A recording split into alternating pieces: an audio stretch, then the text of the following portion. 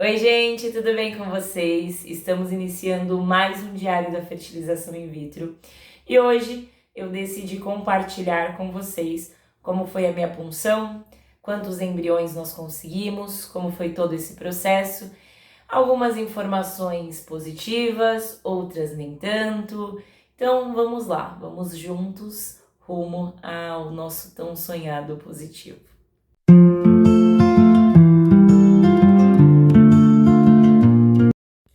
Bom, gente, no último diário da FIV eu havia comentado com vocês que eu estava me preparando para a punção dos meus óvulos, né? E aí faltava administrar um medicamento que era o Gonapeptil, que eu fiz a aplicação no período da noite. Eu confesso para vocês que essa foi a injeção mais dolorida. Doeu bastante no momento que meu marido começou a aplicar o líquido. Começou a arder, eu senti muita dor no abdômen, mas assim, foi uma coisa momentânea, depois passou. Só que não foi uma coisinha gostosinha, confesso, tá? É só que eu passaria por isso várias vezes se fosse para termos o nosso positivo e o nosso bebezinho em casa. Enfim, no outro dia nós nos preparamos para irmos para a punção, né, dos meus folículos, e o meu marido foi comigo porque ele precisava fazer a parte dele. Eu vou mostrar, deixar alguns momentos para vocês, para observarem como foi tudo.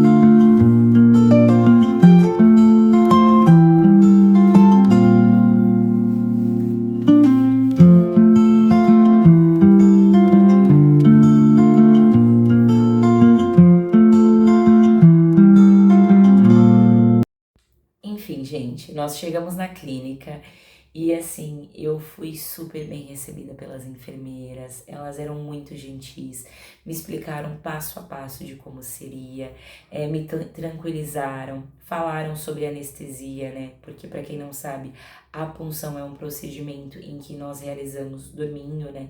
Eles administram sedação, então eu não vi absolutamente nada.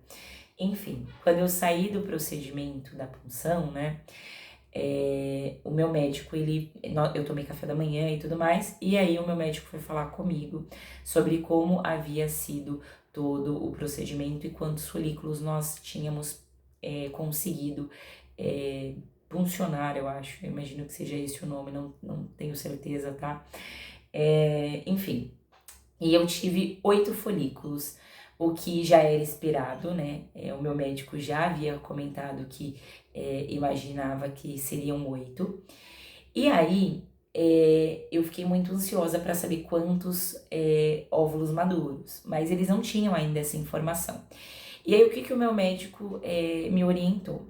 Ele falou, Bianca, eu posso pegar e te manter informado um dia sim, um dia não. Porém, eu tenho uma dica. O que eu faria no seu caso? Ele já me conhecendo, né, que eu sou quase nada ansiosa, quase nada. Ele falou assim, Bianca, o que eu faria?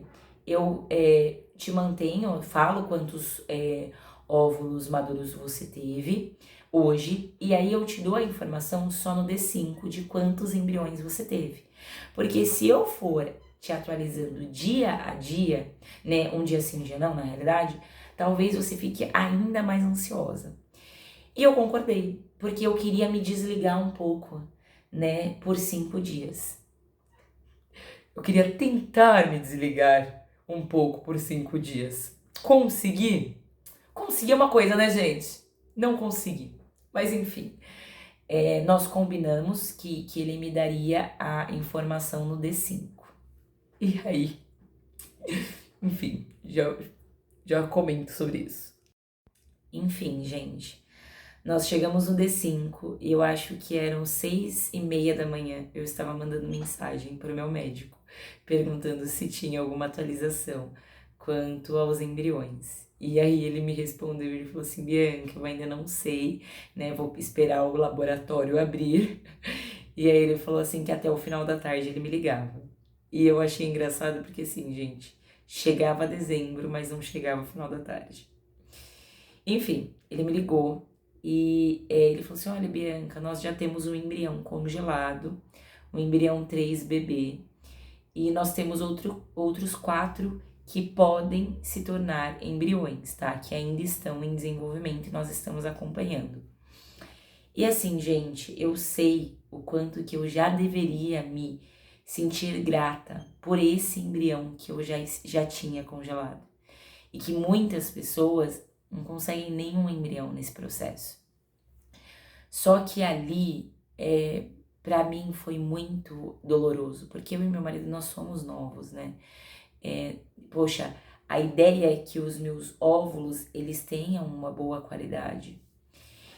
E eu fiquei muito chateada quando eu ouvi um embrião, mesmo sabendo que tinha 4 em desenvolvimento, né? E ali eu desliguei, eu chorei, eu não vou mentir. E eu comecei a questionar Deus, eu falei, poxa Deus, né? Eu tô nesse processo, eu tô fazendo todo o meu melhor, e por que um embrião? E gente, eu preciso de só um embrião, eu não preciso de vários. Porém, eu tava me sentindo aflita, porque, poxa, de 8 óvulos maduros, a gente espera que pelo menos eu tenha 3 embriões. Enfim, eu comecei a questionar a Deus. E nesse momento, parece que Deus me deu, sabe, uma lição que eu falei assim, eu tenho que compartilhar isso com as meninas. Porque assim, eu mandei mensagem no grupo pra todas, falando assim, gente, eu tô muito triste, de 8 óvulos maduros eu só tive um embrião por enquanto, tô no meu D5 e tal. E aí elas falaram assim, Bianca, calma, espera, porque você ainda tem 4 em desenvolvimento. Passou, gente. Deu acho que uns 20 minutos. Mandou uma mensagem, uma outra menina mandou mensagem no grupo. Ela teve 15 óvulos. 15 óvulos, gente. Ela não teve nenhum embrião. E eu tava reclamando dos meus 8 óvulos e eu já tinha um embrião congelado. Sabe quando Deus chega pra lá e fala assim, viu, você tá reclamando de barriga cheia? Sério? E ali, até me arrepio quando eu falo. E ali eu pedi perdão, falei assim, Deus, me perdoa. Como que eu estou reclamando, sendo que eu tenho um embrião congelado? E assim, no outro dia, houveram mais notícias boas, né? Eu tive outros 3 embriões de excelentes qualidades. Eu tive um 4A e outros 2 4AB. Então são embriões de excelentes qualidades. Eu tenho 4 embriões congelados. Então assim, gente, não dá para nós nos anteciparmos, não dá para nós pegarmos e não confiarmos no processo, porque eu tava chorando aos prantos e, poxa, eu tava reclamando de um embrião congelado, sendo que eu já tinha um embrião congelado. Enfim, naquele momento eu me senti muito ingrata, sabe? Falei, poxa, por que eu tô fazendo isso? E queria compartilhar isso com vocês, porque não dá pra gente reclamar com o copo cheio, sabe? Enfim, após todo esse caos, né? Eu mandei mensagem pro meu médico falando assim, e aí? Tô preparada, já podemos transferir, né? Ele falou, calma, Bianca, não é bem assim. Aí ele falou assim, nós temos que fazer outros 3 exames. E aí, eu fiz 3 exames, um que se chama PCR, um outro que se chama imunohistoquímica e o outro que é um anatomopatológico. O PCR, gente, no meio de toda essa preparação, ele saiu, o resultado saiu. Estou com 2 bactérias no meu canal vaginal. Uma dessas bactérias provavelmente eu contraí quando eu fiz a minha, como que é o nome? a minha cirurgia da gravidez ectópica, porque essa bactéria normalmente ela está em ambientes hospitalares e ela é uma bactéria que me preocupou inicialmente, porém, no dia em que eu fui fazer a minha imunohistoquímica, né, que é a biópsia do endométrio, o meu médico ele retirou uma lâmina e aí ele falou que não tinha essa bactéria no meu endométrio. Então provavelmente ela estava realmente somente no meu canal vaginal e que talvez ele nem fosse tratar. Ali nesse talvez ele nem fosse tratar, confesso que eu fiquei bem receosa, porque tem essas duas bactérias, mas eu tô confiando no processo. E é isso, gente. Ainda não saiu o resultado da imunohistoquímica. Eu estou esperando. O que é muito difícil, eu confesso pra vocês. Porque o pessoal do laboratório eles deram 25 dias pra sair esse exame. E não é fácil esperar. Não é fácil, gente. Não saber como que vai ser, sabe? Não saber se eu tô com endometrite, se eu não tô, né? Só pra explicar pra vocês, que eu não expliquei, né? A biópsia do endométrio, ela vai ver se o meu endométrio está com alguma inflamação e se pode estar com uma endometrite crônica. E a endometrite crônica nada mais é do que uma inflamação no seu endométrio mesmo, em que o seu endométrio ele não se torna receptivo para gerar uma gravidez, para a implantação do embrião, né? E assim, gente, existem pessoas que engravidam com endometrite, só que muitas pessoas perdem no meio de todo esse processo. Então eu achei muito cauteloso do meu médico me pedir esse exame, até porque a maioria das clínicas, elas não solicitam esse exame de imediato, né? Eles realizam esse exame normalmente quando você teve uma falha na implantação. E o meu médico não, ele já pediu antes, o que eu achei excelente, porque a gente já conseguiu ver essas duas bactérias. Ainda não sabemos se eu teria que tratar, nós não sabemos ainda nada, eu tô realmente esperando esses exames. E volto a repetir, gente, é muito cansativo essa espera, essa ansiedade. Eu acho que o que define fertilização in vitro é a ansiedade, porque é a espera para a menstruação, para você se preparar para a sua punção, é a espera dos resultados dos exames, é a espera após a transferência para você fazer o seu beta-HCG. Então, espera. E isso tudo causa muita ansiedade. Não é um processo fácil. Eu confesso que para vocês que por vezes eu me peguei chorando em dias que eu deveria estar sorrindo.